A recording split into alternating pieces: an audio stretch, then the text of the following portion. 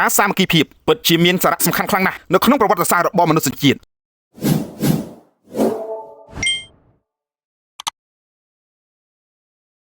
សង្គមនីមួយៗតែងជួបប្រទះទាំងរយៈពេលនៃការរីកចម្រើននិងរយៈពេលនៃការធ្លាក់ចុះកត្តាមួយដែលមានឥទ្ធិពលយ៉ាងខ្លាំងលើជោគវាសនារបស់សង្គមគឺមិនមែនស្ថិតនៅលើធនធានធម្មជាតិទំហំប្រទេសឬកម្លាំងសេដ្ឋកិច្ចតែមួយមុខនោះទេប៉ុន្តែស្ថិតនៅលើសាមគ្គីភាពរបស់ប្រជាជនសង្គមដែលសាមគ្គីគ្នាអាចឆ្លងកាត់វិបត្តិធ្ងន់ធ្ងរបានផ្ទុយទៅវិញសង្គមដែលបែកបាក់ទោះមានធនធានច្រើនប៉ុណ្ណាក៏ដោយក៏អាចចុះខ្សោយនិងប្រឈមនឹងបញ្ហាជាបន្តបន្ទាប់ផងដែរសង្គមដែលបែកបាក់សាមគ្គីភាពច្រើនកើតឡើងពីការមិនទុកចិត្តគ្នាការបែងចែកជាក្រុមការរើសអើងការប្រើព័ត៌មានមិនពិតឬការយកផលប្រយោជន៍ផ្ទាល់ខ្លួនទៅដាក់ជាផលប្រយោជន៍រួមនៅពេលមនុស្សម្នាក់ចាប់ផ្ដើមមើលអ្នកដទៃជាគូប្រជែងឬជាសត្រូវជំនួសឲ្យជាដៃគូក្នុងការកសាងសង្គមទំនាក់ទំនងរវាងមនុស្សនឹងកាន់តែឆ្ងាយពីគ្នាភាពមិនទុកចិត្តនឹងរីករាលដាលហើយកិច្ចសហប្រតិបត្តិការនឹងធ្លាក់ថយចុះលើពីនេះការបែកបាក់សាមគ្គីភាពមិនត្រឹមតែប៉ះពាល់ដល់ទំនាក់ទំនងរវាងបុគ្គលប៉ុណ្ណោះទេប៉ុន្តែថែមទាំងប៉ះពាល់ដល់ការអភិវឌ្ឍសេដ្ឋកិច្ចការអប់រំសន្តិសុខនិងស្ថិរភាពសង្គមផងដែរនៅពេលដែលមនុស្សចំណាយពេលជជែកឆ្លោះគ្នាប្រកាន់បកពួកឬបង្កចំនួនឱកាសក្នុងការអភិវឌ្ឍ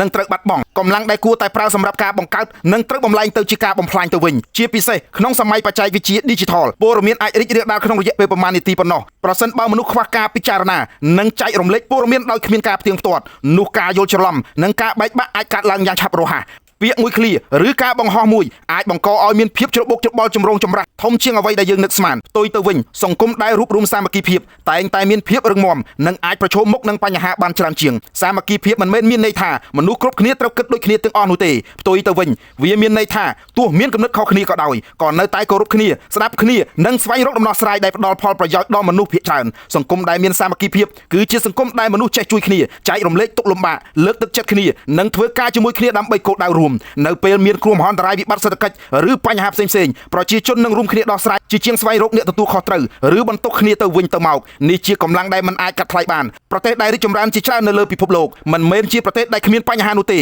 ប៉ុន្តែពួកគេអាចបន្តរីកចម្រើនបានព្រោះមានវប្បធម៌នៃការសហការការគោរពច្បាប់ការទទួលខុសត្រូវនិងការដាក់ផលប្រយោជន៍ជាសាធារណៈនៅមុខផលប្រយោជន៍ផ្ទាល់ខ្លួនមេរៀននេះបង្ហាញថាសាមគ្គីភាពមិនមែនជាពាក្យស្លោកនោះទេប៉ុន្តែជាទុនសង្គមដ៏មានតម្លៃទន្ទឹមនឹងនេះសាមគ្គីភាពក៏មិនអាចកើតឡើងដោយចៃដន្យដែរវាត្រូវការអប់រំការគោរពគ្នាទៅវិញទៅមកការអត់ឱនចំពោះភាពខុសគ្នានិងការប្រស្រ័យទាក់ទងដោយសុចរិតមនុស្សម្នាក់អាចចាប់ផ្ដើមពីរឿងតូចៗដូចជាការស្ដាប់មុននឹងវិនិច្ឆ័យការផ្ទៀងផ្ទាត់ព័ត៌មានមុននឹងការចែករំលែកការគោរពមតិអ្នកដទៃនិងការជួយគ្នានៅក្នុងសហគមន៍នៅទីបញ្ចប់អនាគតរបស់សង្គមមិនអាស្រ័យតែលើមេដឹកនាំឬស្ថាប័នណាមួយប៉ុណ្ណោះទេប៉ុន្តែអាស្រ័យលើទង្វើរបស់ប្រជាជនគ្រប់រូបបើមនុស្សម្នាក់ជ្រើសរើសការគោរពការសហការនិងការទទួលខុសត្រូវសង្គមនឹងកាន់តែរឹងមាំប៉ុន្តែបើជ្រើសរើសការស្អប់ការបែងចែកនិងការមិនទុកចិត្តគ្នាសង្គមនឹងប្រឈមនឹងការខ្សោយចុះជាបន្តបន្ទាប់ដូច្នេះសាមគ្គីភាពមិនមែនជាភារកិច្ចរបស់អ្នកណាម្នាក់នោះឡើយប៉ុន្តែជាកាតព្វកិច្ចរួមរបស់យើងទាំងអស់គ្នាសង្គមដែលមនុស្សចេះរួបរวมគ្នាគោរពគ្នានិងរួមចំណែកដើម្បីផលប្រយោជន៍រួមគឺជាសង្គមដែលមានសមត្ថភាពកសាងសន្តិភាពវិបុលភាពនិងអនាគតប្រកបដោយចីរភាពសម្រាប់មនុស្សជំនាន់ក្រោយពីខ្ញុំរំសាវី Friday Daily News